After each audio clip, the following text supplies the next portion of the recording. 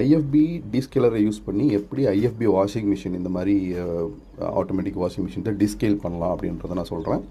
டிஸ்கேலிங் முதல்ல எதுக்குன்னு பார்த்தீங்க அப்படின்னா, நம்ம இந்த வாஷிங் மிஷின் யூஸ் பண்ண என்ன ஆகும்னா, உள்ளுக்குள்ளே வந்து உப்பு ஃபார்ம் ஆகும், ட்ரம்முக்கு பின்னாடி ஃபார்ம் ஆகிருக்கும்.